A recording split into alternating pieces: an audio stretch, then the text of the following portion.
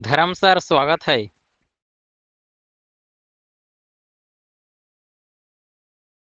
अरे नमस्ते।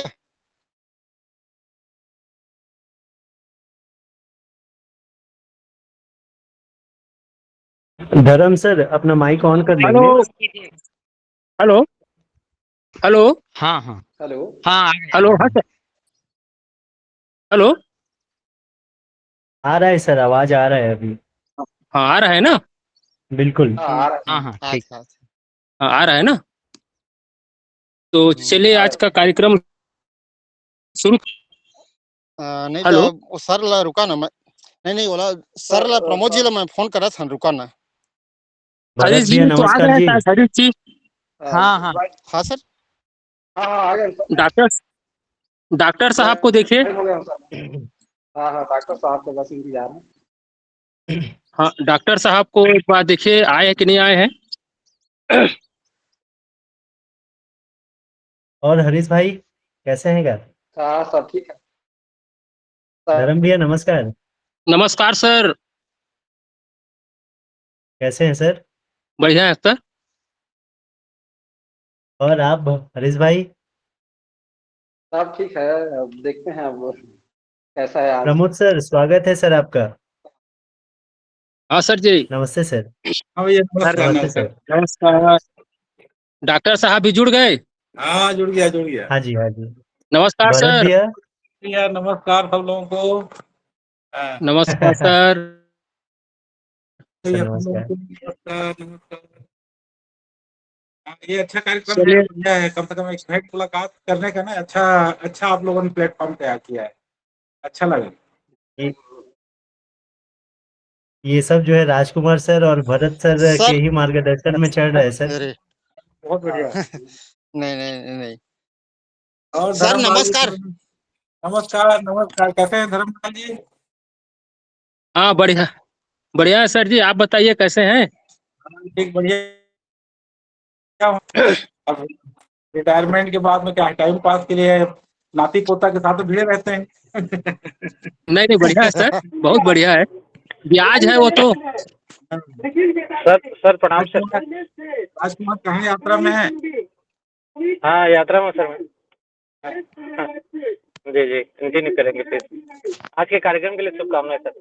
हाँ बहुत बहुत धन्यवाद। याद चलिए, कीजिए। आप लोगों का बहुत बहुत स्वागत। धर्म आदित्य बोल रहा हूँ खरौच से। और यूथ कहरा संगठन, जिसमें एक मुलाकात में आप सभी साथियों का हार्दिक अभिनंदन करता हूँ, स्वागत करता हूँ। अपने से जो बड़े हैं उनका प्रणाम करता हूँ, मेरे समान उम्र के साथियों को नमस्कार करता हूँ, और मुझसे जो छोटे हैं उनको स्नेह भरा प्यार देता हूँ। आज के हमारे यूथ कहरा संगठन की इस कार्यक्रम में आज हमारे कहरा संगठन एक मुलाकात में साक्षात्कारता के रूप में हमारे बीच मौजूद है श्री हरीश आदित्य जी, जो सहायक शिक्षक हैं, धैर्य धैर्यवान हैं, समाज क्षमता हैं, और छोटे बच्चों के प्रति प्रेम रखने वाले एक गुणी व्यक्ति हैं, जो बच्चों के प्रति गहरा लगाव रखते हैं और जब भी बच्चों को पढ़ाते हैं आनंदमय ढंग से पढ़ाते हैं। मैं हरीश आदित्य जी को नमस्कार कर स्वागत है हरीश जी आपका। धन्यवाद सर। और साथ ही साथ हमारे बीच आज ऐसे व्यक्ति उपस्थित हैं जिन्होंने साहित्य, शिक्षा और समाज निर्माण में अपना पूरा समय समर्पित किया है। माननीय श्री डॉक्टर प्रमोद कुमार आदित्य जी, जो सेवानिवृत्त प्राचार्य हैं और साथ ही साथ कवि और गीतकार भी हैं। हमारे बीच उपस्थित डॉक्टर प्रमोद कुमार जी एक अच्छे उत्साही शिक्षक, मिलनसार और सहज शिक्षार्थियों के साथ अच्छा तालमेल बिठाने में सक्षम भी हैं। साथ ही अपने छात्रों के विकास के लिए प्रतिबद्ध हैं और आसानी से संपर्क करने योग्य व्यक्ति भी हैं। मैं माननीय डॉक्टर प्रमोद कुमार आदित्य जी को प्रणाम करता हूं और इसी कड़ी को आगे बढ़ाते हुए आज के कार्यक्रम को मैं आगे बढ़ाते हुए श्री हरि कार्यक्रम के साक्षात्कारता हैं, उसी निवेदन करता हूं कि आज के कार्यक्रम को आगे बढ़ाएं श्री हरीश आदित्य जी। हरीश आदित्य जी, धन्यवाद सर। जरूर चलिए। सर। यूथ कहरा छत्तीसगढ़ द्वारा आयोजित। जी सर, आवाज आ रहा है सर? धन्यवाद सर। यूथ कहरा छत्तीसगढ़ द्वारा आयोजित एक मुलाकात youth discipline and success episode number 4 में मैं आप सबका हार्दिक स्वागत करता हूं।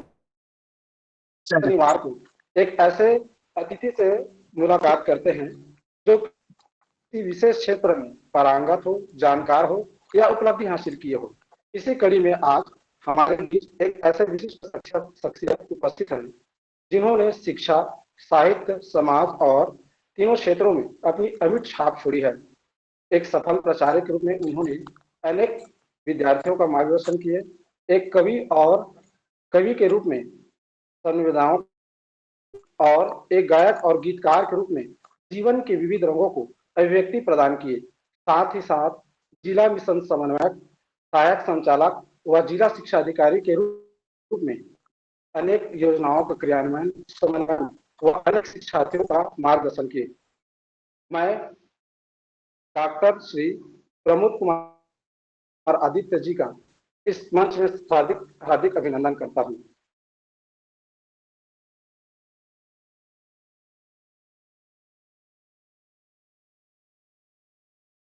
आपके जीवन के प्रारंभिक पड़ाव के बारे में जानना चाहेंगे। आपके संक्षिप्त परिचय के साथ आपका जन्म कहाँ और किस परिवेश में हुआ था? सर,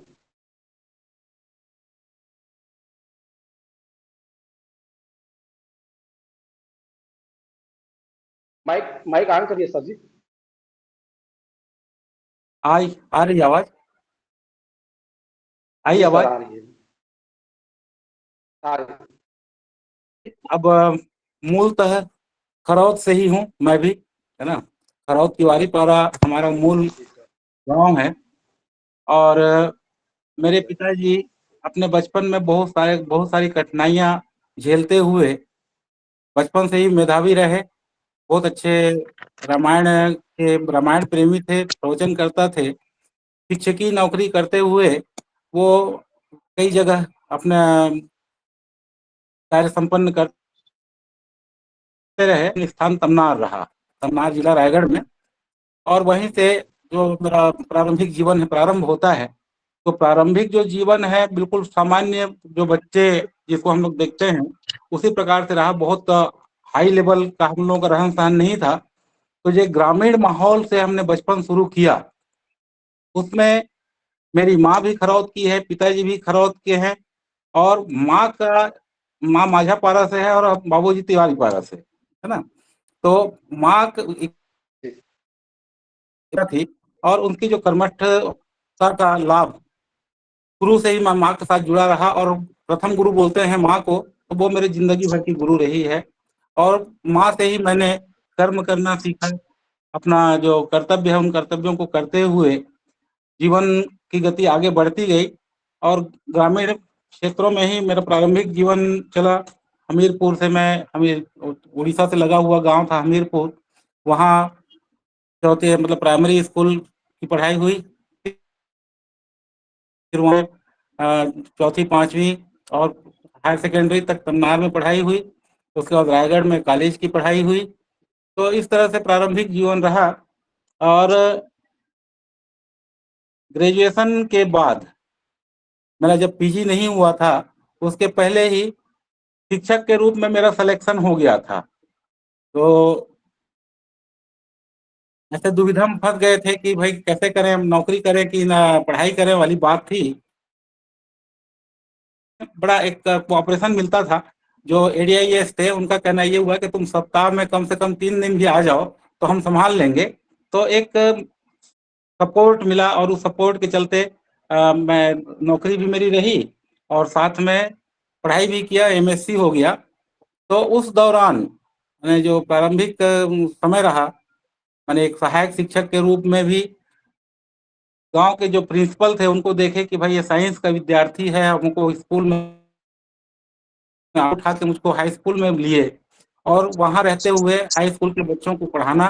तो उसका जब एमएससी कंप्लीट हुआ, 2 महीना नहीं हुआ था, मेरा सिलेक्शन एडहॉक लेक्चररशिप के रूप में हुआ। एडहॉक लेक्चरर बन के मैं कुछ दिन सारा गांव हाई स्कूल में रहा, सारा गांव अपना। तो सारा गांव में केवल 2 महीना ही सेवा दे पाया था वहां पे। उसके बाद ब्रेक हो गया।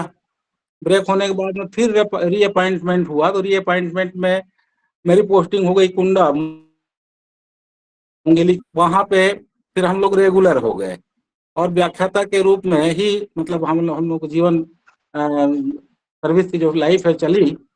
और उसके बाद फिर मेरा बीएड हुआ, बीएड के बाद में एमएड किया, एमएड के बाद में फिर अलग अलग जगहों में पोस्टिंग होती रही। कुंडा से निकल के पीजीबीटी बिलासपुर, वहां से मैं पोरथा में रहा, शक्ति पोरथा में 2-3 साल।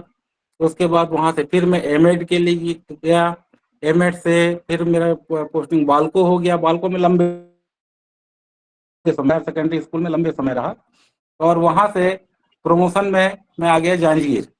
तो प्रमोशन में प्राचार्य बन गया था। प्राचार्य के रूप में मुश्किल से 7-8 महीना ही काम किया था। उसके बाद मुझको बना दिया गया सहायक संचालक।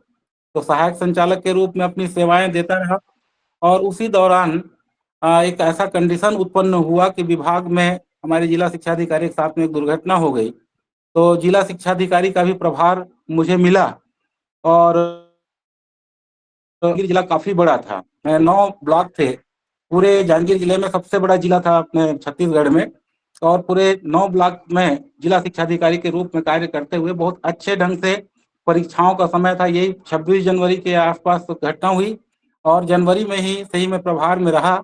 और जनवरी, फरवरी, मार्च, अप्रैल मई के कुछ दिनों तक मैं जिला शिक्षा अधिकारी के रूप में पूरा कार्य संपन्न किया। तो बहुत अच्छा लगता है कि मतलब जवाबदारी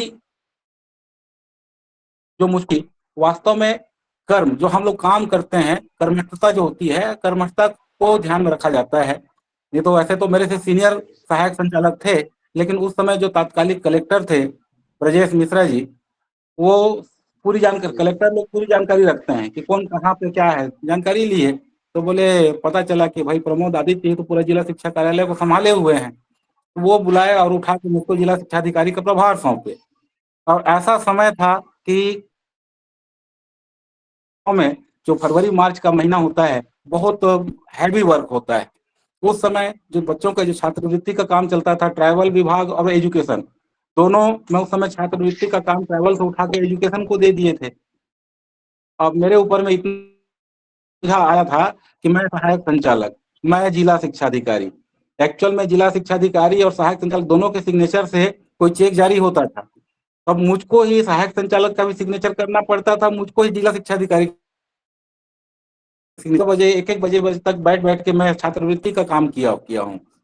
तो उस समय जब कलेक्टर को जानकारी हुई कि भाई प्रमोद आदित्य जो है संभाल रहा है डीओ ऑफिस को, तो वो एक तरफा मुझको प्रभार सौंपे और ये बोले कि तुम ये मान के मत चलना वहां पे कि प्रमोद आदित्य जिला शिक्षा अधिकारी है, ब्रजेश मिश्रा जिला शिक्षा अधिकारी है, जाओ काम करो। तो इतना बड़ा हिम्मत कोई कलेक्टर दे तो काम करने में तो मजा आता ही है।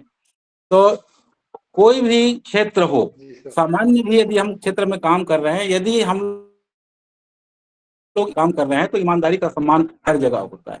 ये प्रारंभिक जीवन रहा शुरू से लेके जो अपना सर्विस काल में जो कठिनाई तो कहीं पे मुझको नहीं महसूस हुई, क्योंकि मेरे ऊपर में ऐसा वरद हस्त था, है ना। अब कलेक्टर जैसा आदमी यदि हाथ में सिर में हाथ रख के बैठा तो फिर कोई टेंशन नहीं था।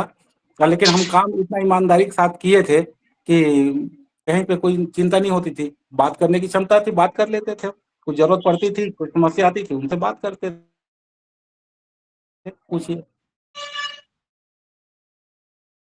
सर, आपके व्यक्तित्व निर्माण में परिवार और समाज की क्या भूमिका है? परिवार और समाज की भूमिका तो होती ही है व्यक्तित्व निर्माण में।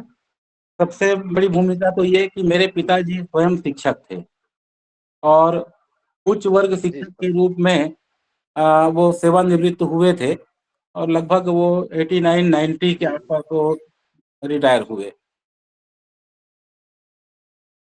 मेरे पिताजी एक बहुत ही सुलझे हुए व्यक्ति थे, बहुत अच्छे रामायण के जानकार व्यक्ति थे, जी संगीत में उनकी बहुत अभिरुचि थी, खेल कूद में बहुत अच्छा उनका हाथ था और पढ़ाई के नाम से माने जब वो हम बताते थे कि ये मेरा पढ़ाया हुआ स्टूडेंट है, तो ऐसा लगता था कि हमारे पिताजी जैसे भी ज़्यादा उम्र के लगते थे वो, तो हम लोग हँसते थे कि मतलब ये कैसे आपका। तो घर का जो वातावरण था जी थोड़ा सांस्कृतिक और साहित्यिक वातावरण तो रहा ही है शिक्षक होने के नाते। और मेरी माँ वो मेरे पिताजी साहित्य रत्न थे, मेरी माँ अंगूठा छाप थी, पढ़ी लिखी नहीं थी। लेकिन हमारे पूरे परिवार में जो हम इतना बड़ा परिवार है, मैंने खरौद कोई भी खरौद में, कोई बिलासपुर में, कोई धर्मजयगढ़ में, सब रहते हैं, लेकिन कमांडिंग इतना जबरदस्त था मेरी माँ का कि उनका जो संस्कार मिला। और कभी भी चाहे वो खेत का काम हो, घर का काम हो या मित्रों के बीच में खेलने कूदने का काम हो, सब कामों में हम लोग ना सहयोग हम लोग को घर से मिलता रहा। रहा सवाल समाज का, तो चूंकि हम लोग दूरस्थ क्षेत्र में थे, तमनार जो है थोड़ा कट जाता है सामाजिक परिदृश्य से। रायगढ़ में भी उस समय बहुत ज्यादा लोग नहीं थे, कम थे, लेकिन तमनार एकदम कट जाता है। एक्चुअल में सामाजिक रूप से मेरे जुड़ने का काम शुरू हुआ जब मैं बाल बालकों में जाने के बाद में, भले ही जो क्या बोलते हैं उसको सामाजिक सदस्य नहीं था वहां पे, लेकिन हर सामाजिक गतिविधियों में कुछ होता था, जान पहचान होती गई, सूचना करते थे, उनके साथ में उठना बैठना होता था। जब उठना बैठना होता था तो कहीं भी कहीं महासभा हो रहा है, कहीं उप महासभा हो रहा है, तो वहाँ जितने भी मित्र थे, जान पहचान में थे, हमारे समाज के सामाजिक लोग बस सूचना करते थे, साथ में चलते थे। तो उसी समय से फिर समाज में मेरा उठना बैठना प्रारंभ हुआ था। तो व्यक्तित्व विकास की जो बात होती है, एक तो आदमी का स्वयं का मेहनत और बड़ों का मार्गदर्शन, बड़ों के मार्गदर्शन से बिल्कुल सर। हम लोग बहुत कुछ, हमको एक आशीर्वाद है ना। बड़ों का आशीर्वाद यदि हमको मिल रहा है तो हमको एक नए अच्छे अच्छे राह पे चलने के लिए प्रेरित होते हैं। और बड़ों का आशीर्वाद ही होता है जो हमको ऊंचाई तक ले जाने का काम करता है। Thank you. जी सर। सर आपको अध्यापन के क्षेत्र में आने की प्रेरणा कहाँ से? प्रेरणा क्या, एक्चुअल में हमारा जो परिवार है पूरा एक शिक्षक परिवार ही है कहना चाहिए ना। जी सर। मेरे पिताजी, चाचा जी, जितने लोग हैं सभी हैं, सब के सब शिक्षक हैं। यहाँ तक कि मेरे बड़े भाई शिक्षक, मेरे भतीजा भी एक अभी एटीओ होने के बाद भी प्रशिक्षण के क्षेत्र में बहुत अच्छा काम कर लेते हैं वो। प्रेरणा तो ऐसा है कि मतलब पारिवारिक एक पैतृक देन कहना चाहिए, ईश्वरीय देन है कि अब चूंकि जी सर। पढ़ने लिखने में थोड़ा हम लोग थे, रुचि रखते थे, तो पढ़ाने में भी कोई दिक्कत नहीं होती थी। तो प्रेरणा के स्रोत तो पिताजी ही हैं। जी सर। सर आप एक सफल प्राचार्य भी थे और साथ में जांजगीर चांपा जिले से जिला मिशन सम्राट और जिला शिक्षा अधिकारी के पद पर भी सुशोभित रहे। सर आप बालिका शिक्षा को और सुदृढ़ करने के लिए कोई और सुझाव आपकी तरफ से कोई हो तो? बालिका शिक्षा के लिए वैसे तो शासन स्तर से बहुत सारे प्लान बनते रहते हैं और वास्तव में जी सर। बालिका शिक्षा को प्राथमिकता के साथ करने के लिए विद्यालय स्तर पे ही जो समस्त शिक्षक शिक्षिकाएं हैं, जी प्रत्येक सर। का दायित्व बनता है एक शिक्षा दे, क्योंकि आज बालक और बालिका में विशेष अंतर नहीं समझा जाता है। तो उनके लिए सही है सर। विद्यालय स्तर में बहुत सारे मतलब काम किया जा सकता है।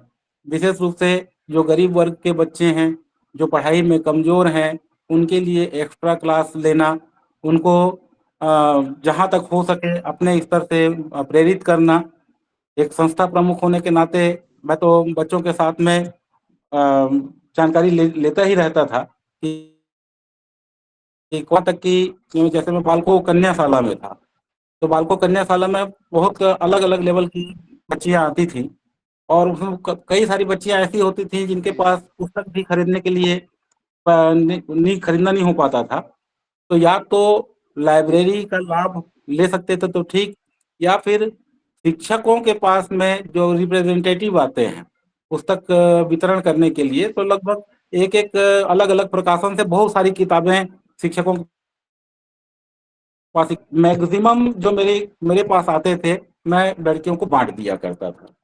और कोशिश यही रहती थी कि अधिक से अधिक जो बच्चियां हैं वो अच्छा पोजीशन लेके पास हो जाएं। तो प्रत्येक शिक्षक का दायित्व बनता है कि वो बच्चों लड़कों के साथ साथ लड़कियों को भी थोड़ा पढ़ने के लिए प्रेरित करें, और उनको जैसे एक समय था जब आने जाने में दूर था, हाई स्कूल हायर सेकेंडरी आने जाने में दिक्कत होती थी, तो 8वीं के बाद में पढ़ाई बंद हो जाती थी। साइकिल आने के बाद में लड़कियां बहुत उत्साहित हुई, और काफी प्रभाव पड़ा उसका। 10वीं 12वीं तक के लड़कियों को निःशुल्क जो पाठ्य पुस्तक देने का काम शुरू हुआ, उससे भी काफी लाभ मिला। जी छात्रवृत्ति मिलती है, उसका भी उनको लाभ मिलता है। तो ऐसे बहुत सारे सरकारी योजनाएं भी हैं। और उसके बाद उन योजनाओं के साथ साथ यदि प्रत्येक शिक्षक थोड़ा सा प्रयास कर ले, तो निश्चित रूप से लड़कों के साथ साथ लड़कियां भी काफी आगे बढ़ सकती हैं। जरूर सर, जरूर सर। आपने मिशन समन्वयक और सहायक संचालक के रूप में रहे हैं, तो आपके कार्यकाल की प्रमुख उपलब्धियां क्या क्या रही है सर? तो विभागीय काम होता है, जो जिला से सहायक संचालक रहते हुए जो जिला शिक्षा अधिकारी के अधीन जो भी कार्य होते हैं वो काम बांट दिया जाता है। तो चाहे गणवेश का हाँ वितरण हो, पुस्तक वितरण हो, ये सारे काम रहते हैं। तो जिला शिक्षा अधिकारी के निर्देशानुसार कार्य होता है। विभिन्न ब्लॉक में जाके विद्यालयों का निरीक्षण करना, और अन्य कार्यालयों का निरीक्षण करना, उसमें कहीं पे कुछ कमी है तो उसमें सुधार करना।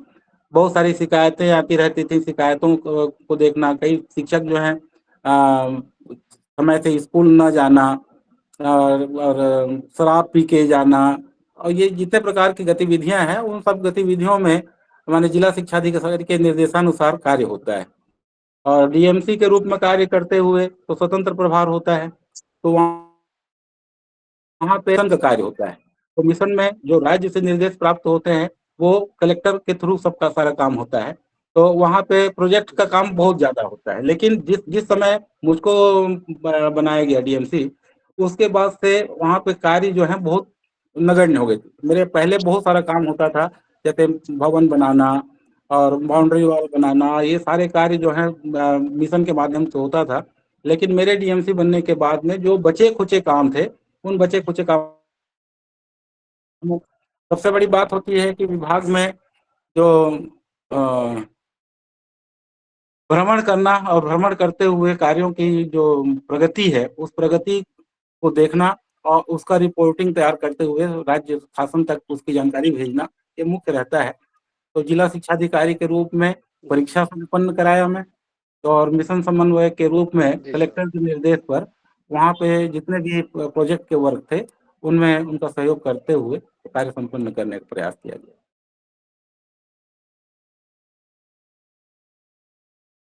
सर, आपने जिला शिक्षा अधिकारी में प्रभारी के रूप में कार्य किया है, तो आप शिक्षा के क्षेत्र में और कौन कौन से परिवर्तन आवश्यक मानते हैं सर? शिक्षा में परिवर्तन के वर्तमान देखो, परिदृश्य को देखते हुए। सबसे बड़ी बात तो ये होती है कि प्रत्येक विद्यार्थी को ये समझना आवश्यक है कि जहां तक हो सके जरूर समय सर। को व्यर्थ न गंवाएं।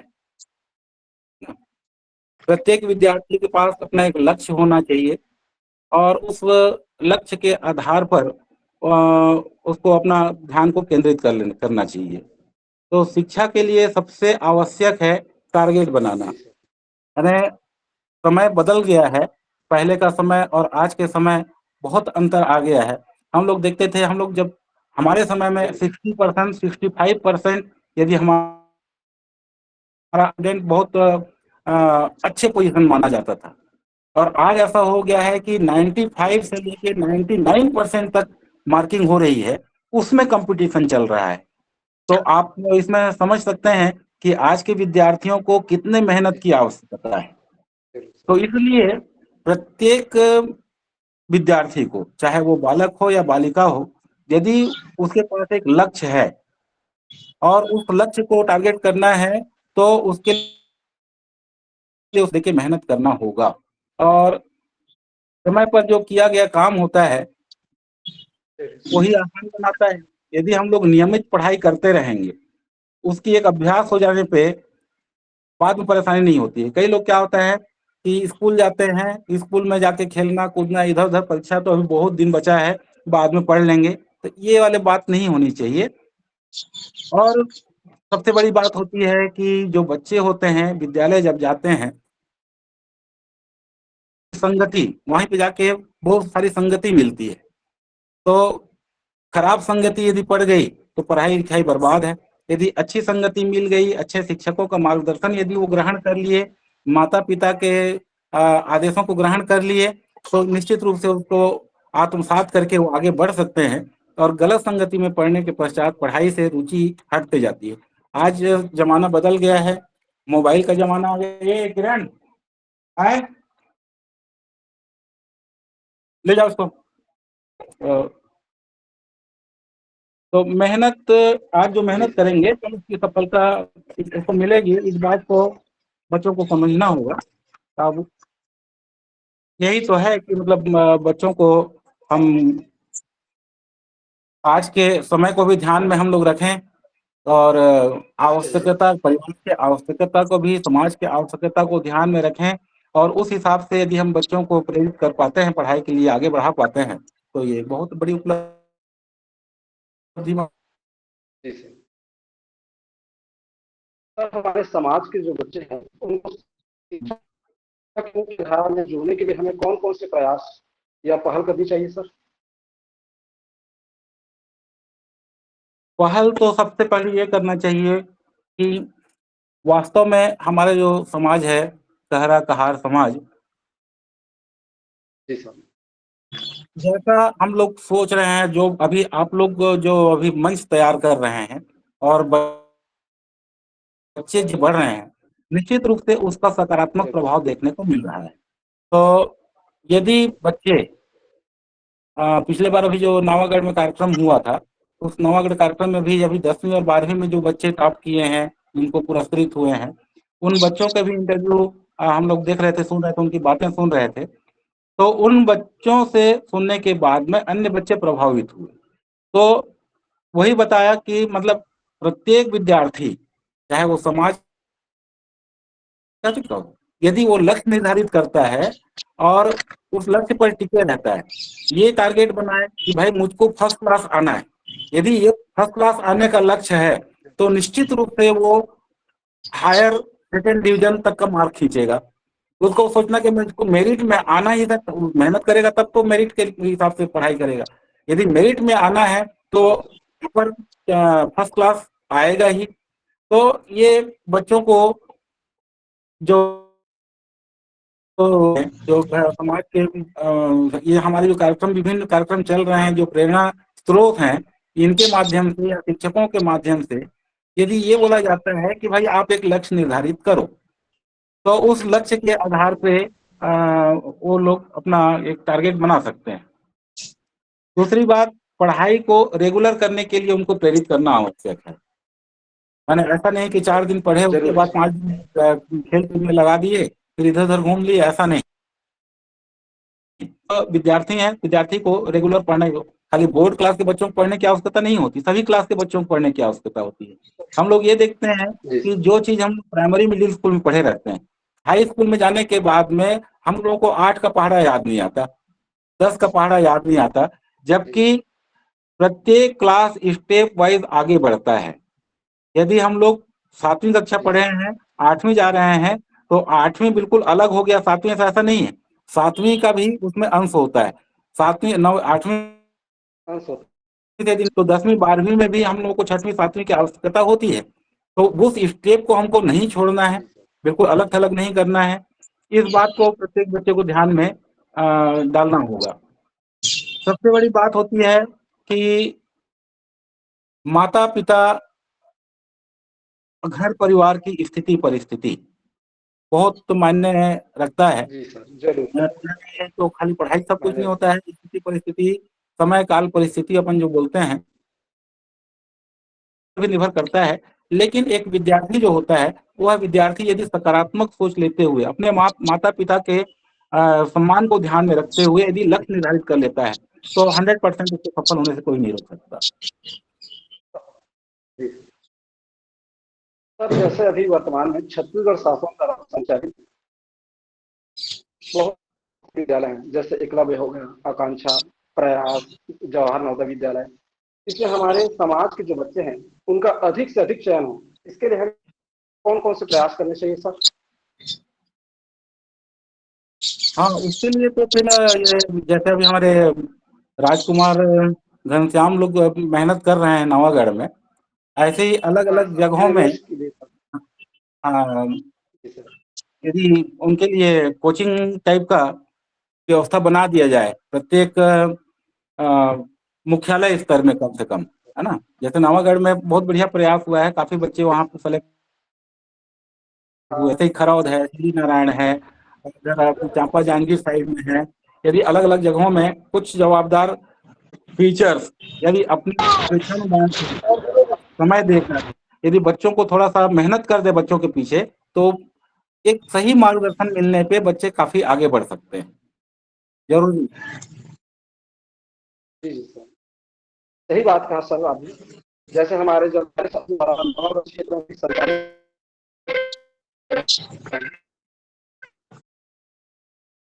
हमारे बच्चों के लिए ना, जो यदि बड़े हैं, जरूरी नहीं को शिक्षक ही हो, वहाँ बढ़ा यदि उससे यदि बहुत पढ़े सारे लिखे बच्चों का चयन यदि हो रहा पढ़े है लिखे आकांक्षा हैं वाले। और शिक्षक नहीं है भी, यदि उनके पास ज्ञान है, वो समय दे सकते हैं।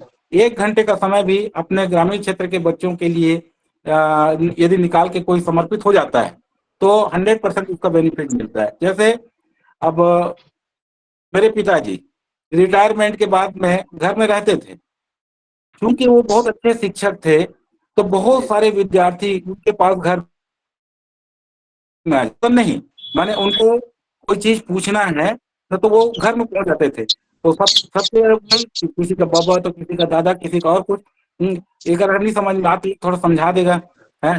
तो वो बड़े प्रेम से एक योग्य शिक्षक होने के नाते बच्चों को बिठा के पढ़ा देते थे। तो उसका क्या होता है, ये बच्चों में भी वो उत्साह होना चाहिए कि हम नहीं समझ में आ रहा है तो हम जाके किसी शिक्षक से पूछ लें, या अपने घर में जो बड़े भाई बहन हैं जो पढ़े लिखे हैं, उनसे ज्यादा पढ़े लिखे हैं, उनसे जानकारी ले लें। बच्चों में भी उत्साह होना चाहिए, जरूरी है। ये आवश्यक है कि जो पढ़े लिखे युवा हैं और जो शिक्षक संवर्ग हैं, यदि उनके पास समय है तो बच्चों के लिए जरूरी है थोड़ा सा सर। 1 घंटे का समय निकाल लेंगे, तो समाज के बच्चों को कभी काफी लाभ दिया जा सकता है।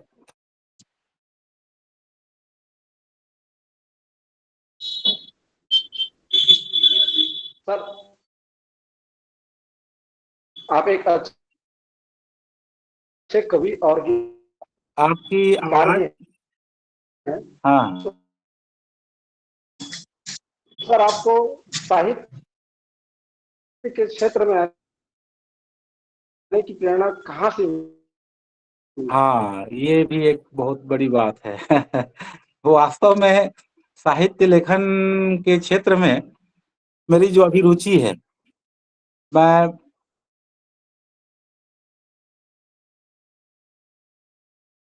पहले संगीत में मेरी रुचि थी। आवाज नहीं आ रही हेलो। है? हाँ सर, आ रही सर। हाँ, सर संगीत आपको में मेरी रुचि थी। साहित्य के क्षेत्र में आने की प्रेरणा कहाँ से मिली सर? हाँ, मैं बता रहा हूँ, एक्चुअल में लिखने का जो प्रेरणा है वो मुझको बालकों में जाने के बाद मिला।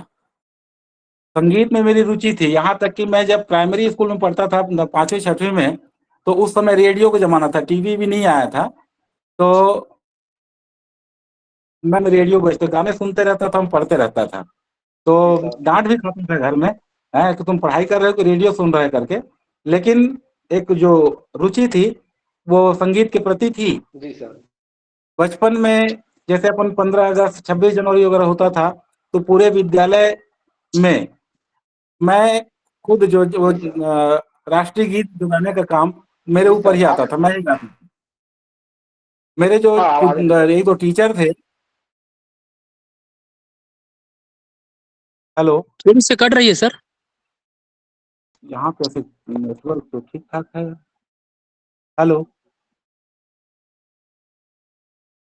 नहीं आ रही आवाज? सुन रहे हैं सर, सुन रहे हैं। जी सर। आ रही है आवाज ना? हाँ, आ रही है सर। हाँ ठीक। तो संगीत में रुचि मेरी बचपन से थी, जी लेकिन लिखने की प्रेरणा मैं जब जी सर्विस में 86 में कुंडा हायर सेकेंडरी स्कूल ज्वाइन किया था। तो उसके बाद 90 आवाज थोड़ा ब्रेक डाउन हो रहा है सर आपका। 94 94 में बालको आया, तो बालको में मेरे को साहित्य में लिखने की रुचि उत्पन्न हुई थी। हेलो। तो एक दो परिचित मिले, जो कवि सम्मेलन हाँ वगैरह होता था, घरों में गोष्ठियां हाँ होती आ थी। रही है सर, अब आ रही है आवाज। नहीं आ रही है? आ आ रही रही है है सर, सर, आ रही बोलिए है। आप। आ रही है, बोलिए। जी जी। एक दो बार मैं गया हमारे कुछ परिचितों के साथ में कवि गोष्ठियों में, तो वहां पे मैं देखा कि बालको कोरबा के प्लांट में काम करने वाले जी सर। मजदूर जो 10वीं 12वीं पढ़े हुए थे, उन लोग उस कवि सम्मेलन में, कवि गोष्ठियों में आते थे जी और सर। अपनी रचना सुनाते थे। तो मेरा ये दिमाग मेरा घूमा कि हम लोग तो पढ़े लिखे हैं भाई, टीचर हैं, एमए एमएससी किए हुए हैं, और इनसे तो कम से कम जी ज्यादा जी ही पढ़ाई में हमारा ध्यान है, तो हम लोग भी तो लिख सकते हैं। तो वही बालकों के जी सर। जो कम पढ़े लिखे कवियों को जी देखकर सर। मुझको प्रेरणा मिली कि हमको भी लिखना चाहिए। और जहाँ लिखने की प्रेरणा मिली, लिखना शुरू जी हुआ, सर। तो इतना तेजी से लिखा, इतना तेजी से लिखा कि मेरी 2 किताबें भी प्रकाशित हो गई। हिंदी में मेरा विजय रथ जी सर। काव्य संग्रह है, विजय रथ। और छत्तीसगढ़ी में मेरा काव्य संग्रह है अगोरा करके। एक बहुत तेजी से लेखन का कार्य चला, तो वहीं से मेरा बालकों में जाने के बाद ही साहित्य के प्रति जी रुचि सर। बढ़ी थी। विजय सर। जी सर। जी सर। और बताएं। तो सर आपको किन किन साहित्यकारों ने आपको प्रभावित किया? साहित्यकारों में तो अब देखिए, हेलो। क्योंकि सर आपको किन किन साहित्य। कोरबा क्षेत्र में ही मैं साहित्य में जुड़ा, तो जो स्थानीय साहित्य, जी सर। वहाँ के जो स्थानीय साहित्यकार रहे हैं, जैसे माणिक जी विश्वकर्मा नवरंग थे, हमारे एक राव सर थे, दीप दुर्गवी थी, है ना, जी एक गीता विश्वकर्मा करके जी थी, हाँ, और महावीर चंद्रा जी थे, और हमारे जितने मित्र वर्ग थे, कृष्ण कुमार चंद्रा वगैरह, है ना। और अब तो बहुत सारे अब अलग अलग समितियों से जुड़ गए हैं, तो जान पहचान काफी हो गई, बहुत लोग हैं। जी लेकिन प्रारंभिक तौर में मेरे मूल प्रेरणा स्रोत थे मेरे चाचा ससुर लालजी राकेश, जो मिस्टर जी सर। दीप दुर्गवी के मिस्टर थे। वो मुझको बहुत प्रेरित किए लिखने के लिए, और उनके प्रेरणा से मैं लिखना भी प्रारंभ हुआ। और कुछ लोग थे जो सही मार्गदर्शन भी अच्छा दिए, और उन लोगों का जो मंच संचालन देखा, उनके प्रस्तुतिकरण को देखा, इन सब से सब ने प्रभावित किया और लिखने की प्रेरणा मुझको मिली। सर क्या आप या गीत हमारे आज के श्रोताओं या दर्शकों को सुनाना चाहेंगे सर? बिल्कुल सुनाना चाहे। सबसे पहले तो मैं जो कहरा समाज के लिए एक प्रेरणा गीत लिखा हूँ, समाज जागरण गीत, और मैं सबसे जरूर पहले सर। वही सुना देता हूँ, उसके बाद फिर अपनी 4 पंक्तियां और दूंगा मैं। जरूर सर। अभी जी जी सर। स्वागत है सर। कुछ कुछ कुछ कार्यक्रम हुआ था जिसमें इच्छा तो थी कि ये इसको फ्लैक्सी बना के टंगवा दूं करके, बाकी मैं खुद नहीं पहुंच पाया, तो जी सर। नहीं दे पाया इसको। समाज के लिए लिखा था मैं। जागो कहरा समाज जी के सर। वीरों, जागो अब हुंकार भरो, शिक्षा एकता श्रम की ताकत से अपना ऊंचा नाम करो। कंधों पर इतिहास उठाया, सेवा धर्म निभाया है, मेहनत की हर एक रेखा ने स्वर्णिम युग दिखलाया है। अब अज्ञान तिमिर हटाकर कुशल ज्ञान का दीप धरो, जागो कहरा समाज के वीरो, जागो कहरा समाज के वीरो हुंकार भरो। टूटे नहीं एकता अपनी, यही हमारी शक्ति है। टूटे नहीं एकता अपनी, यही हमारी शक्ति है। शिक्षित बनकर आगे बढ़ना सबसे बड़ी ये भक्ति है। स्वाभिमान का ध्वज फहराकर नभ में नई उड़ान भरो, जागो कहरा समाज के वीरो, जागो अब हुंकार भरो। युवा शक्ति अब कदम बढ़ाए, युवा शक्ति अब कदम बढ़ाए, नया सवेरा लाना है। निज समाज का नाम बढ़ाने, नया इतिहास बना। आलस त्यागो, आगे आओ, सारे सपनों को साकार करो, जागो कहरा समाज के वीरो, जागो अब हुंकार भरो। गूंजे नभ में नारा अपना, हम सब एक समान हैं। कहरा समाज की गौरव गाथा ही अपनी पहचान है। कवि प्रमोद के आवाहन को सुनो और स्वीकार करो, जागो कहरा समाज के वीरो, जागो अब हुंकार भरो। ये एक प्रेरणा गीत मैं अपने समाज के लिए लिखा था। सर बहुत सुंदर।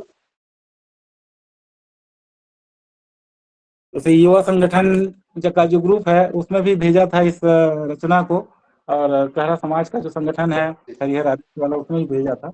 लेकिन मैं स्वयं उपस्थित होकर एक फ्लेक्सी नहीं टंगवा पाया, इस बात का थोड़ा थोड़ा ये है। फिर नेक्स्ट कभी मौका मिलेगा तो जरूर लगवाऊंगा। और बताएं। लगवाइएगा सर जरूर। सर नई पीढ़ी के जो लेखक हैं या इस क्षेत्र में जाना चाहते हैं, हमारे समाज के जो बच्चे हैं इस क्षेत्र में जाना चाहते हैं, उनके लिए आपका क्या संदेश है? मैं इसमें सबसे पहला संदेश तो ये देना चाहूंगा कि आज परीक्षा की तैयारी के दृष्टिकोण से जो बच्चों को हम लोग प्रेरित करते हैं परीक्षा की तैयारी के लिए, इसमें बहुत सारे बच्चों के साथ में दिक्कत ये होती है, पढ़ते हैं, याद कर लेते हैं, सब हो जाता है, लेकिन उनकी जो लिखने की क्षमता होती है वो बहुत कमजोर होती है। तो पढ़ाई के साथ साथ प्रत्येक विद्यार्थी को लिखने के लिए दूसरी बात, यदि साहित्य के क्षेत्र में जाना है तो साहित्य के क्षेत्र में जाने के लिए बहुत सारे विचार मन में उमड़ते रहते हैं, कुछ लिखने की इच्छा होती है। तो प्रत्येक विद्यार्थी यह समझ ले कि जैसे रामायण एक ग्रंथ है, हम लोग क्या पढ़ते हैं हिंदी में व्याकरण में, दोहा, सोरठा, चौपाई होते हैं। इसके बारे में हम लोग तो दोहा, अब 13-11 का मात्रा होता है, उसमें मात्रा को हम लोग दोहा के रूप में पढ़ते हैं। सोरठा होता है दोहा का उल्टा होता है, और जो बहुत सारे छंद हैं, अलंकार हैं, इनके बारे में हम लोग पढ़ते हैं। तो बच्चे सबसे पहले तो हिंदी व्याकरण के इन चीजों को जाने कि यदि हम लोग रामायण को भी हम नियमित पढ़ें तो रामायण में लगभग सभी प्रकार के छंद देखने को मिलते हैं। यदि लिखने की प्रेरणा लेनी है तो रामायण ले लें। हमको गीत लिखना है तो फिल्मी गानों को भी हम लोग जैसे ध्यान से सुनते हैं, तो फिल्मी गानों में कैसे लय से गाया जाता है और उसमें कैसे मात्रा मिलान होता है, उससे भी हम प्रेरणा ले सकते हैं। और यदि हम लोग मात्रात्मक त्रुटि ना हो और बिल्कुल क्या बोलते हैं मात्रा मिलान के साथ में हमको लिखना है, तो रामायण के जितने भी छंद हैं उन छंदों का हम लोग अवलोकन करें और उसका अनुसरण करें तो से बढ़ सकती है। और प्रेरणा के लिए जिसके दिमाग में जो आता है, जैसा भी समझ में आता है वो लिखे, लिखते जाए, डायरी में लिख लें, अपनी कॉपी में लिख लें, लेकिन उसके लिए एक अलग डायरी बनाए, क्योंकि किसी पन्ने पे लिख के छोड़ देते हैं तो वो गुम जाता है। तो जितने लिखने में अभिरुचि रखने वाले हैं, यदि उसके लिए एक अलग कॉपी बना लें, एक अलग डायरी रखें, उसको लिखें और लिख के छोड़ दें। उसी भाव को यदि वो 1 महीना बाद 2 महीना बाद में फिर से पलटता है,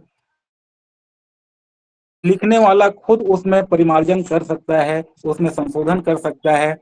उसको दिख रहा है कि लय नहीं मिल रहा है तो लय में मिलान के करने की प्रेरणा भी उसको अपनी ही रचना से मिलती है। तो जो मन में भाव आते हैं उनको पहले लिखते जाए और बाद में फिर उसका परिमार्जन करें, या फिर जो भाव उत्पन्न होता है उस भावों को लिखें और जो वरिष्ठ लोग हैं, जो जानकार लोग हैं, वो उनको बताएं कि भाई मेरे मन में ऐसी बात आई थी, मैं कविता लिखने का मन किया तो मैंने कविता, किसको कविता कहते हैं, किसको गीत कहते हैं, किसको हम गजल कहते हैं, थोड़ा सा इसका भी जानकारी लेते हुए साहित्य के क्षेत्र में कदम रखा जा सकता है।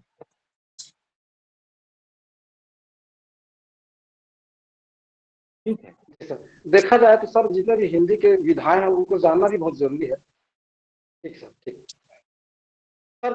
आपको प्राप्त प्रमुख सम्मान और पुरस्कार कौन कौन से सर अभी तक आपको जो प्राप्त है? मेरे पास सम्मान और पुरस्कार ये इतना ज्यादा है कि मैं उसको बता नहीं पाऊंगा। मैंने नहीं नहीं मैं 250-300 से ऊपर ही होंगे। और उसके बाद में एक ऐसा समय आया था कि यहीं जांजगीर में ही घर में बैठे थे, एक सज्जन आए घर में, तो उस समय कराओके सिंगिंग का दौर चल रहा था, जब अभी कोरोना काल चला था। घर में बैठ गए, कुछ काम नहीं चलता था, तो क्या करें, तो उस समय कराओके बड़ा सा अच्छा सपोर्ट किया। तो घर में अपना माइक लिए कराओके सिंगिंग किए, और कम से गाने जो हैं कराओके में रिकॉर्ड हो गए। तो ऐसी चर्चा हो रही थी, तो एक सज्जन घर में आए, तो वो चर्चा हुई तो बताया कि सर आप तो साहित्य लेखन भी करते हैं, गीत भी गाते हैं, कराओके में भी सिंगिंग है आपका, और एजुकेशन में आप हाई हैं, है ना, तो आपके लिए तो ये बनता है कि आपका नाम प्रेषित किया जाए। तो उन्होंने दिल्ली का कोई एक यूनिवर्सिटी है, जी सर। तो उसमें ऑनरी डॉक्टरेट की उपाधि जो दी जाती है, मेरे गानों को रिकॉर्ड किया, कुछ रचनाएं हैं उनको लिया, मेरा जो एकेडमिक एक्टिविटी का जो सर्टिफिकेट्स हैं उनको लेके वो भेजे, और वहाँ भेजने के बाद में मुझको ऑनररी जो डॉक्टरेट की उपाधि मिली है, जिसमें जैसे डॉक्टर शब्द अपन लिखते हैं, तो ये वो ये मानद उपाधि कहते हैं इसको। माने अलग अलग क्षेत्रों में मानद उपाधि की पात्रता होती है। तो मेरे पास संगीत ये तीनों के नाम से जो मानद उपाधि मिली, तो मुझको भी अच्छा लगा कि चलो भाई इतना मेहनत किए हैं तो एक तो उपाधि हमको मिल गई डॉक्टरेट की करके। तो प्रमोद कुमार से डॉक्टर प्रमोद कुमार हो गए। बहुत बढ़िया बात है सर। मैंने भी आपके इंस्टाग्राम आईडी से देखा था सर, आपको राज्य कवि पुरस्कार से सम्मानित किया गया था 2024 में। किसमें आप किसमें? पहले थे अपने पोस्ट में, इंस्टाग्राम पोस्ट, हाँ हाँ। इंस्टाग्राम पोस्टर से देखा हूँ आपके। क्या अच्छा है कि अब अच्छा। इंटरव्यू ले रहे हैं करके थोड़ा सा कुछ मिल जाए सर के बारे से करके नहीं, मेरे पास तो इसी राज्य माध्यम स्तरीय, से। राष्ट्रीय और अंतर्राष्ट्रीय सभी प्रकार के पुरस्कार हैं। बाकी अब वही है कि जी उसको सर। बहुत लोग हाईलाइट करते रहते हैं। अब वह तो इतने सारे प्रमाण पत्र हैं कि प्रमाण पत्रों को अब रखने के लिए जगह नहीं बन पाता है। अब एक समय रहता है इन प्रमाण पत्रों का उपयोग करने का, तो अब तो ऐसा भी नहीं है हम प्रमाण पत्रों को कहाँ कहाँ चिपकाएंगे, आता है और रखा रहता है। जी पूरी मेरे पास एक अलमारी है जिसमें पूरा मोमेंटो और सील्ड से पूरा भरा हुआ है ना।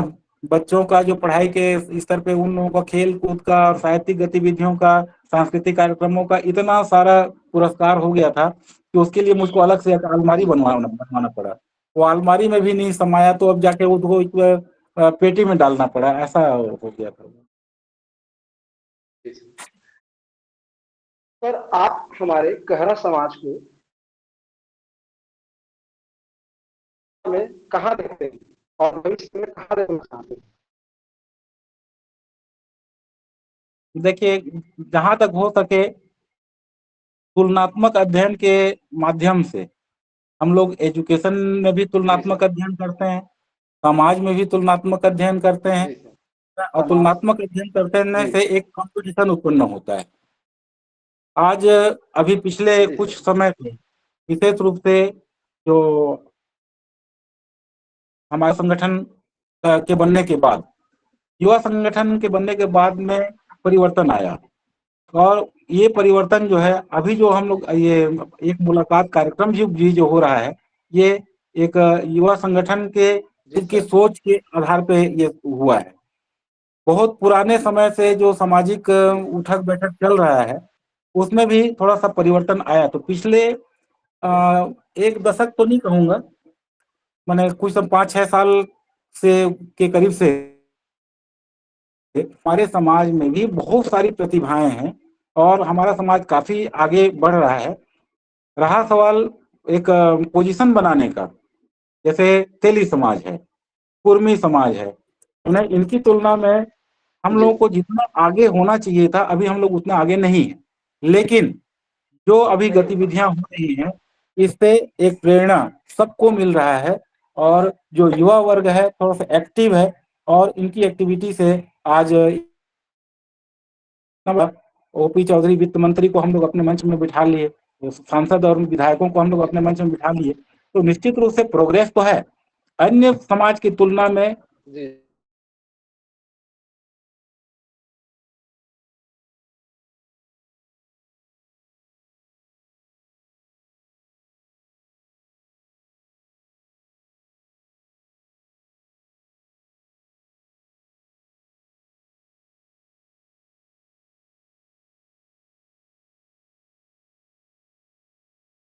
जी सर आपके जीवन का कोई ऐसा पल या अनुभव जो आपको आज भी अनुप्रेरित करता है?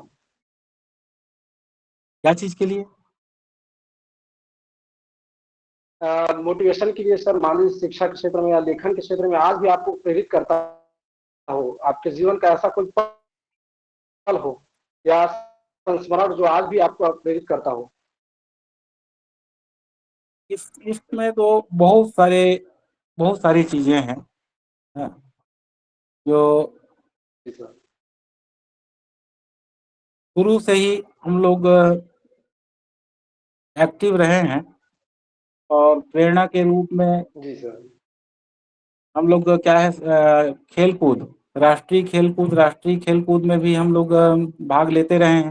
माने जी एक सक्रिय सदस्य के रूप में, जैसे बालकों में रहे, बालकों में राष्ट्रीय और राज्य इस तरह के खेलकूद भी होते थे तो हम लोग को साथ में रखते ही थे उन, है तो बहुत बहुत से स्थान हैं जो प्रेरित करते हैं।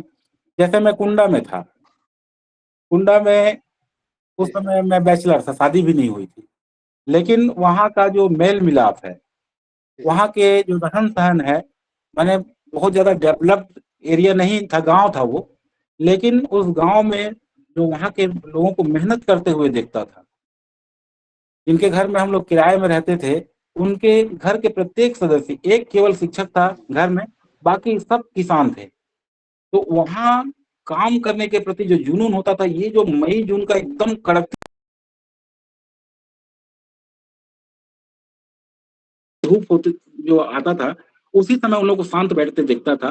तो वो उनकी जो मेहनत है, उस मेहनत को मैं हमेशा याद करता हूँ कि माने जब तक बिल्कुल टिपिकल कंडीशन नहीं होता, आदमी कुछ न कुछ करता ही रहता था। जी बहुत बड़ी प्रेरणा की स्रोत मेरी माँ, माने जी पिताजी बहुत बीमार, लंबे समय बीमार रहे, लेकिन एक महिला होते हुए उन्होंने जो अपने घर के का देखभाल, मेरे पिताजी का देखभाल, बच्चों का पढ़ाई लिखाई के लिए उनका जो, तो फिर खुद पढ़ी लिखी नहीं थी, लेकिन उसके बावजूद भी जो प्रेरणा उनको उनसे मिली है तो वो अविस्मरणीय है।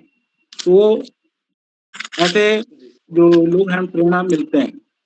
हमारे बचपन के जो टीचर्स हैं, उन टीचर्स को कभी नहीं भूलूंगा।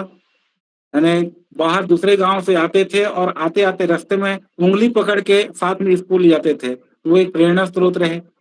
जब हम लोग कॉलेज में एमएससी में पहुंचे तो एमएससी में जो हमारे विभाग के एचओडी थे, बी आर दीक्षित सर जी थे, बहुत विद्वान, बहुत योग्य, और उनका जो पढ़ाने की शैली है वो आज भी याद आता है कि एक चाक का स्टिक लेने के बाद में जब ब्लैक बोर्ड में लिखते थे, पढ़ाते थे, और उनका जो डायग्राम बनाने का तरीका होता था, वो अपने शिक्षकी काल में उसको मैं हमेशा उपयोग करता था।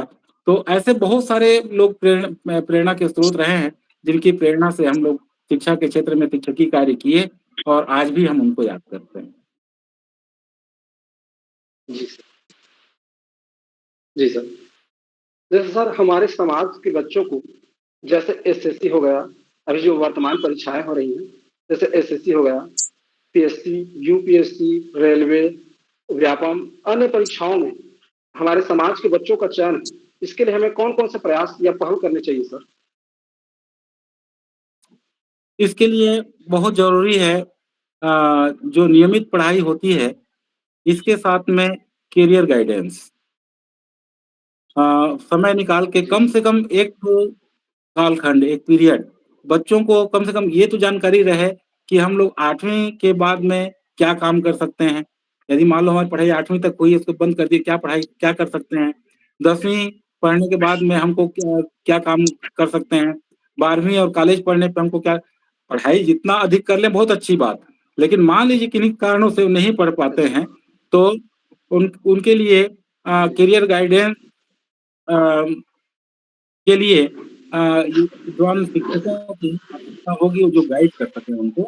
तो सामाजिक तौर पे भी जैसे सामान्य ज्ञान परीक्षा होती है, वैसे ही करियर गाइडेंस के लिए अपन समय देते हैं। जैसे राजकुमार लोग करते हैं, राजकुमार जलतारे लोग, तो कोई कार्यक्रम हुआ तो थोड़ा-सा 1 घंटे का समय दे दिए, या इसको हम लोग 2 महीना 4 महीना में ना करके रेगुलर यदि जो विद्यालय हैं, विशेष रूप से जहाँ पे हमारे समाज के बच्चे ज़्यादा पढ़ रहे हैं, उन विद्यालयों में यदि एक पीरियड करियर गाइडेंस के लिए दिया जाए। ये जो कलेक्टर साहब थे अपने ओपी चौधरी सर, उन्होंने बहुत बढ़िया एक करियर गाइडेंस का बुक बँटवाया था उस समय। बहुत अच्छा कलेक्शन है ये। यदि उस प्रकार की किताब उपलब्ध हो जाए हमारे प्रत्येक लाइब्रेरी में, तो उसका लाभ प्रत्येक बच्चे को मिल सकता है। तो वास्तव में बच्चों को करियर गाइडेंस की जानकारी देना बहुत आवश्यक है। जी, जी सर। करियर मार्गदर्शक के नाम की एक पुस्तिका वितरण हुआ था उस समय। उसी दौरान मैं हाँ, डीएलएड कर रहा था सर, डाइट जांजगीर में होके। उसी दौरान वहाँ अच्छा। कलेक्टर सर आए थे, वितरण किए थे डाइट जांजगीर में भी। हाँ, हाँ। तो सर, बहुत अच्छी अंत में किताब है उसमें। अच्छी बहुत बहुत अच्छी किताब है सर। उसमें प्रत्येक क्षेत्र के बारे में विस्तार पूर्वक दिया गया है कि आप इस क्षेत्र में जाना चाहते हैं तो आपको क्या-क्या ज़रूरतें होंगी, डॉक्यूमेंट होगा। हुँ, जी, जी, हुँ। जी सर। अच्छा, उसके अतिरिक्त ये जो अंत में सर बहुत सारी हम प्रतियोगी परीक्षाएँ होती रहती हैं। बहुत से समूह होते हैं जो निःशुल्क जी सर। पढ़ाना चाहते हैं या परीक्षाओं के पहले मार्गदर्शन देना चाहते हैं। यदि ऐसा होता है तो उस प्रकार के लिंक बच्चों को प्रोवाइड करा के उससे भी जुड़ने की प्रेरणा देनी चाहिए। तो जो रेगुलर कक्षाएँ पढ़ रहे हैं जी वो तो सर। पढ़ ही रहे हैं। लेकिन यदि जैसे हमारा जी एक सर। शिक्षा अकादमी का कार्यक्रम चलता है, तो जहाँ जनवरी, फरवरी, मार्च का समय आता है तो एक कार्यक्रम होता है जिसमें लिंक दिया जाता है और उसमें कोई भी जुड़ता है। तो अलग-अलग विषयों के जो विषय विशेषज्ञ होते हैं, ऑनलाइन ही बहुत सारा मार्गदर्शन मिलता है। यदि उस प्रकार का कोई लिंक मिलता है तो उसमें भी बच्चों को जोड़ना चाहिए। जोड़ना चाहिए, ज़रूर सर, ज़रूर। अंत में सर, हमारे समाज के बच्चों और पालकों को आप क्या संदेश देना चाहते हैं? मैं संदेश ये देना चाहूँगा कि समय कितना भी खराब हो गया हो, कॉम्पिटिशन का ज़माना है। जी सर। इस कॉम्पिटिशन के दौर में जी सर। अ, जो आधुनिकीकरण है, थोड़ा-सा बच्चे, जो पढ़ने वाले बच्चे हैं, उससे थोड़ा-सा बचें। माता-पिता जी सर। और अपने बड़ों का आशीर्वाद यदि लेंगे, तो उसका ही बेनिफिट वो जीवन भर देखने को मिलेगा उनको। मैं तो प्रत्येक बच्चे को ये संदेश देना चाहता हूँ कि जीवन में यदि किसी से कुछ लेना है, तो अपने बड़ों का आशीर्वाद लो। मैं जब कुंडा में था, एक लड़का था, ठाकुर था, जी सर। और वो जी सर। विद्यालय से हम लोग आते थे, बैचलर था, शादी भी नहीं हुई थी, लेकिन वो आता मेरे घर में, मेरे रूम में आता था, जी। आके कभी पैर दबाने की कोशिश करता, कभी खाना बनाता, कभी झाड़ू लगाता, माने सेवा करता था वो। यानी वो सीधा-सीधा क्या हुआ, आशीर्वाद। पढ़ाई में थोड़ा-सा कमज़ोर था, लेकिन देखो उस आशीर्वाद का फल ऐसा मिला कि वो लड़का सही। आगे चल के ये जो बीए, एमएस डॉक्टरी कर लिए, डॉक्टर है वो। तो वही है कि मतलब जी सर। माता-पिता का हम कहना मानें, आज की आवश्यकताओं के साथ अपनी जिद को में ही ना अड़े रहें हम लोग, ज़रूर। और माता-पिता के सम्मान को ध्यान में रखें और अपने बड़ों का आशीर्वाद लें। यही मैं संदेश देना चाहूँगा समाज के सभी बच्चों को। धन्यवाद सर आज के सेशन के लिए। अब आगे के संचालन के लिए मैं धर्मादित्य सर को आमंत्रित करता हूँ आइए। ताकि हमारे जो पालक हैं जो कुछ भी आपसे पूछना चाहते हैं वो पूछेंगे सवाल। हाँ जी हरीश सर जी, बहुत बहुत धन्यवाद। मैं आज के हमारे इस यूथ ग्रुप में जितने भी पालक जुड़े हुए हैं या कोई विद्यार्थी होंगे, अगर कुछ पूछना चाहें तो डॉक्टर सर से बिल्कुल पूछ सकते हैं। कोई भी अगर हो जो पूछना चाहे तो। सर मैं एक पूछना चाहूँगी मैं एक सवाल। नमस्ते सर। यदि सर मैं उदाहरण के लिए यदि मैं आपके स्कूल में एक शिक्षिका के रूप में नियुक्त होती हूँ, तो मुझे जो शुरुआत के 2-3 माह हैं, उसमें मतलब किस प्रकार से सेवा देना चाहिए या फिर कार्य करना चाहिए जिससे मैं जो है सबके समक्ष में जो है प्रभावशाली बन सकूँ? देखो क्या होता है, शिक्षिका के रूप में नियुक्त होके आना, नियुक्त होके आने के बाद में पूरी जानकारी तो नहीं रहती है। सबसे पहले तो वहाँ का जो संस्था प्रमुख होता है, संस्था प्रमुख के मार्गदर्शन में चलना होता है और जो कार्य मिलेगा, जो कालखंड मिलेगा, उन कालखंडों में जाके अध्ययन अध्यापन कराना होता है।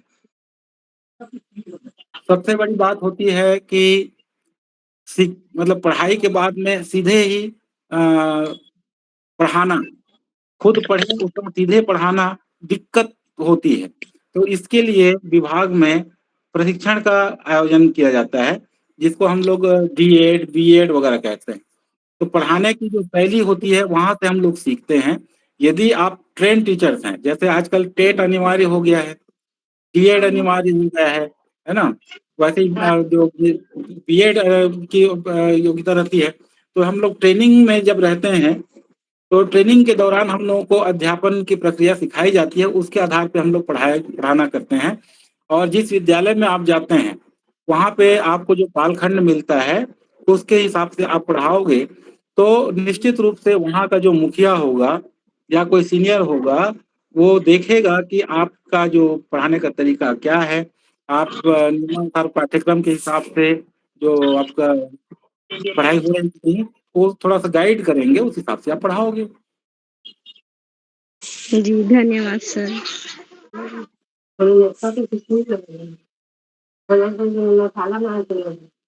हेलो। हाँ बोलिए। और युवा इस यूथ ग्रुप में अगर कोई और होंगे जो हमारे डॉक्टर साहब से अगर कोई सवाल पूछना चाहें या कोई जानकारी लेना चाहें तो स्वागत है उनका। आइए, स्वागत है, स्वागत है।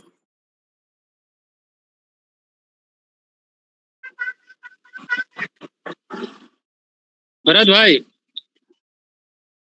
हेलो भरत हाँ भाई। भैया, हाँ भैया, हाँ भैया। तो आज के इस कार्यक्रम को समापन की ओर ले जाएं। एक मिनट। हमारे साथ सर एसएन सर शायद जुड़े हुए हैं। एसएन सर, क्या स्वागत हमारी है। आवाज आप तक पहुंच रही सर? सर सभी को नमस्कार। नमस्कार भाई, नमस्कार। सर प्रणाम। डॉक्टर साहब को प्रणाम। सर डॉक्टर साहब से मेरा एक ही प्रश्न है उनसे। डॉक्टर साहब की जो है उपलब्धि बहुत सारे हैं और वह जो है ऊर्जा नगरी में भी लेक्चरर के रूप में कार्य किए हैं। पूरे ऊर्जा नगरी उनको जानते हैं, पी के आदित्य सर को। उनके बाद जांजगीर में भी डीएमसी, उनके बाद प्रिंसिपल भी बने हैं और इतने ज्यादा उनको अवार्ड मिला तो भी उनके जो है जीवन में जो है गुरूर नहीं आए। और वह हमारे कहरा समाज में बिल्कुल सामाजिक रूप से और युवा संगठन जब भी कार्यक्रम किए हैं उनसे हम लोग आर्थिक सहयोग मांगे हैं, वो दिल खोल कर दिए हैं। उनके जीवन में जो है गुरूर नहीं आना, ये क्या कारण है सर? डॉक्टर साहब बताने कष्ट करें।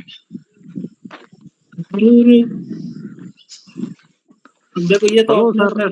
सोचने समझने वाली बात है सत्यनारायण भाई, है ना। जी माने एक तो एक संस्कार होता है हर व्यक्ति का। घमंड जी जी घमंड कितने दिन का रहता है। आज मान लो जहाँ हम रिटायर हो गए और रिटायर होने के बाद भी हम अपने आप को प्रिंसिपल मान के चलें या जिला शिक्षा अधिकारी मान के चलें तो कौन हमको जी पूछने वाला है। जी आज जी हम लोग विद्यालय में भी संस्था प्रमुख रहते हुए भी, संस्था जी प्रमुख रह के कठोरता पूर्वक आप किसी से काम लोगे तो बहुत ज्यादा वो आपका सहयोग नहीं करेगा स्टाफ। है ना। जी जी, सही मुझे भी सीख मिला रूप जी। में यदि आप साथ चलते हैं तो जो जी संबंध आपके और समाज के साथ मेरे बने हुए हैं, तो वो क्या है, मृदुल मृदुल जो संबंध है इसके वजह से है। यदि मैं वहां पे जी बोले यार मैं जिला शिक्षा अधिकारी ऐसे जाके बैठूंगा तो कौन पूछेगा मेरे को। जी जी जी ये जो स्वभाव है, ये स्वभाव एक तो संस्कार से प्राप्त होता है और जी व्यक्ति का खुद का अपने सोच विचार के ऊपर निर्भर करता है कि जी 4 दिन की जिंदगी है, क्या घमंड करना है। ओ जी जी।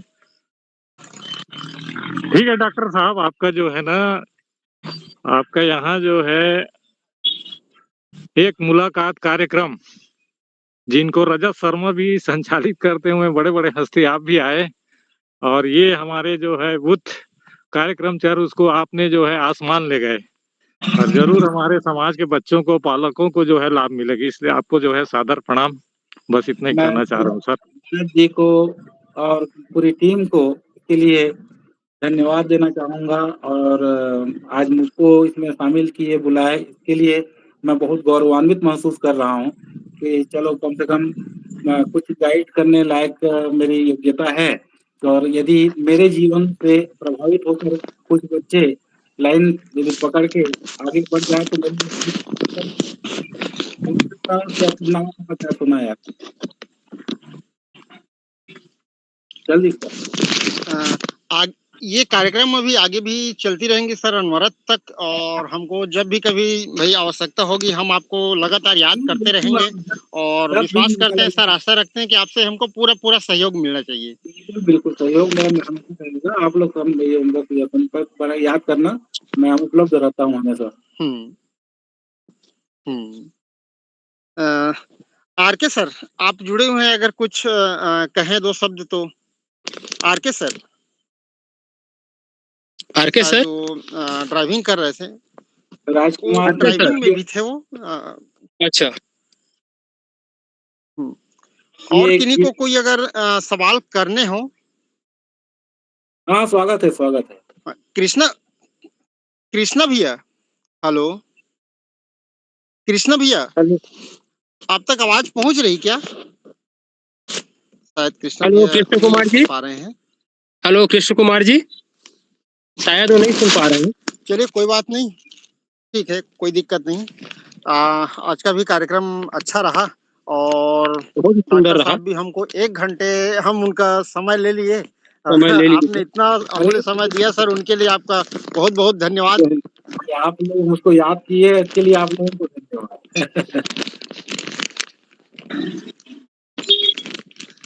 ठीक है चलिए धर्मपाल फिर जी, ठीक है, अब आगे चलिए समाप्ति की ओर हाँ चलें सर जी, धर्म मैं भैया जी। समापन की ओर आ रहा हूँ। आज हमको डॉक्टर साहब के द्वारा बहुत ही सुंदर ढंग से समाज को कैसे आगे बढ़ाना है, और अपने बच्चे को कैसे पढ़ाना चाहिए, कैसे संस्कार देना चाहिए, और किस तरह से उनका सहयोग करना चाहिए, यह जानकारी प्राप्त हुई। डॉक्टर साहब का इस बारे में इसलिए बहुत बहुत धन्यवाद। मैं डॉक्टर साहब का प्रणाम करता हूँ। और डॉक्टर साहब जिन जिन बातों को कहा, उनमें थोड़ी सी एक बात मैं कहना चाहूँगा। अपने साथ जितने भी युद्ध संगठन में जुड़े हुए हैं, एक मुलाकात में, कि हमें समाज को आगे बढ़ाने के लिए जिज्ञासा को मशाल की तरह थामे रहो, दुनिया खुद तुम्हारे पास आ जाएगी। बिना कर्म के महत्वाकांक्षा मात्र शोर होता है। आइए हम इस शोर को परिणाम में बदलें, ताकि हमारा जो समाज है, हमारे जो बच्चे हैं, वो भी आगे बढ़े, समाज आगे बढ़े, और बच्चे को एक अच्छा संस्कार मिले। बहुत बहुत धन्यवाद डॉक्टर साहब जी, और बहुत बहुत धन्यवाद हरीश भाई जी, जो आप दोनों से जो यह बात सामने आई, हम इसके लिए बहुत बहुत धन्यवाद करते हैं ग्रुप की ओर से। और आप सभी को यही कहना चाहूँगा कि हमेशा आप लोग मुस्कुराते रहिए, हंसते रहिए। ईश्वर आप सभी को आशीर्वाद प्रदान करे। और डॉक्टर साहब को भी ये भी कहना चाहूँगा कि हमें जब भी उनकी आवश्यकता पड़ेगी, हम आपको एक बार फिर याद करेंगे। बिल्कुल हर एक बिल्कुल बार का हमेशा है। एक बार क्या कई बार याद करेंगे, क्योंकि डॉक्टर साहब बहुत ही अनुभवी व्यक्ति हैं और उनके बगैर आगे बढ़ना बहुत मुश्किल है। अगर उनका साथ हमको मिलता रहे तो हम आगे निश्चित ही बढ़ेंगे। और इन्हीं शब्दों के साथ आज के इस कार्यक्रम का समापन की घोषणा करता हूं। आप सभी को मेरा नमस्कार, प्रणाम।